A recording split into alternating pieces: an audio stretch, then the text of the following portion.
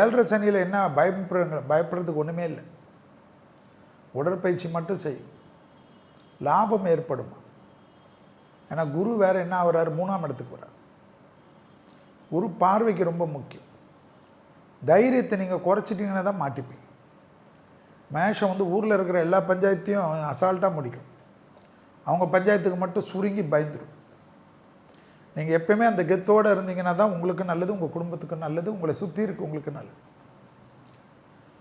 நிறைய ட்ராவல் பண்ணுவீங்க. ஏன்னா அதே சமயத்தில் 11ல் ராகு வரார். பெரும் பணம் வருமா, அதிகமாக வண்டி வாகன மாற்றங்கள், நிலம் வாங்கிறது, வீடு வாங்கிறது, மண் வாங்கிறது, குடும்பத்தில் கல்யாணம் நடக்கிறது, திருமண பிரச்சனை தீர்வது. ரொம்ப வருஷமாக மேஷராசி பெண்கள் ஆண்கள் எல்லாம் திருமணத்துக்கிட்ட மோதின்னு இருந்திருப்பாங்க. 30 வயது கூட ஆயிருக்கும், ஆகாது. எல்லா ஜோசியமும் ஃபெயிலியர் ஆகிருக்கு. ஆனால் இந்த 7.5 சனியில் நடக்கும். புத்திர சந்தானம் ஏற்படும், குடும்பத்தில் அனுகூலம் ஏற்படும், பெற்றோர் பெரியவர்களுக்கு அனுகூலம் ஏற்படும், எல்லாமே ஏற்படும். பெற்றோர் பெரியவரோட மனத்தாங்கள்லாம் மாறிடும். அவர்களோடு அந்யோன்யமாக செய்வீங்க. பெரும் பணத்தை பார்ப்பீர்கள். அடிமை தொழிலாகவே இருந்திருக்கும் 20 வருஷம் 25 வருஷம்லாம்.